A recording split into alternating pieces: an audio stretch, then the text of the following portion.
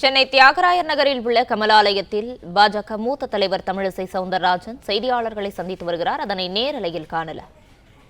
ஹிந்தியிலும் வைத்திருந்தார்கள் என்று நான் கேள்விப்பட்ட சில சென்டர்கள்ல இதுல அந்த மொழியை சார்ந்தவர்கள் எழுதுவார்கள் என்ற ஒரு காரணமாக இருக்கலாம். ஆனா இது அதிகாரிகள் இதை தயாரித்தவர்கள் தவறு செய்திருக்கிறார்கள். அதனால நாம நாயக்கர் என்று போட்டது சரியா இல்லையா என்ற விவாதத்துக்கு நான் வரல. இன்னும் சொல்ல போனால் போட்டிருக்க கூடாது என்பது தான் எனது எண்ணம். ஆனா இதை எழுதுபவர்கள் இந்தியா முழுவதும் எழுதுபவர்கள், அவர்கள் எந்த பெயரால் அவர் அறியப்பட்டிருக்கிறார் என்பது மிக உண்மை. இப்போ உதாரணத்திற்கு தெலுங்கானாவில் உள்ள புத்தகத்திலெல்லாம் மரியாதைக்குரிய பெருந்தலைவர் காமராஜரை காமராஜ் நாடார் என்று தான் குறிப்பிடுகிறார்கள். நானே அந்த புத்தகங்களை பார்த்திருக்கிறேன். இப்போ எங்களுக்கான மருத்துவ புத்தகம் ஏஎல் முதலியார் எழுதியது.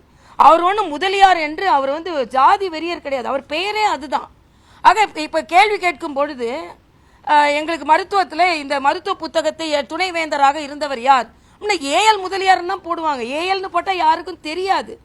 ஆக இது அறியப்படுவதற்காக அப்படி போட்டிருக்கலாம். ஏன்னா திகாக்காரங்களே என்ன சொல்றாங்க, இந்த சாதி மறுப்பு போராட்டத்திற்கு முன்பு வரை சரித்திரத்தில் அவர் பெயர் ஈவேரா நாயக்கர் என்று தான் இருக்கிறது என்று. ஆக வடநாட்டில் படிப்பவர்கள் தெரிந்து கொள்ள வேண்டும் என்பதற்காக அப்படி எழுதியிருக்கலாம். ஒரே ஒரு உதாரணம் சொல்றேன்.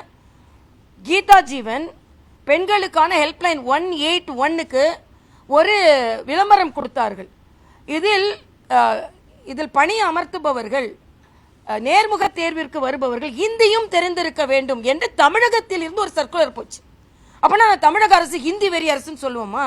உடனே அவங்க என்ன சொன்னாங்க, இல்ல அதிகாரிகள் தப்பு செஞ்சுட்டாங்க, அதனால நாங்க எங்க மேல தப்பு இல்லைன்னு சொல்றாங்க இல்லையா? அப்படித்தான் எல்லாவற்றையுமே மத்திய அரசின் மீது திணிப்பது தவறு.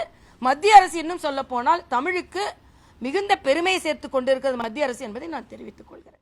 பிளே ஸ்டோர் மற்றும் ஆப் ஸ்டோரில் இருந்து பாலிமர் செயலியை QR கோடு மூலம் பதிவிறக்கம் செய்யுங்கள். செய்திகளை உடனுக்குடன் பெறுங்கள்.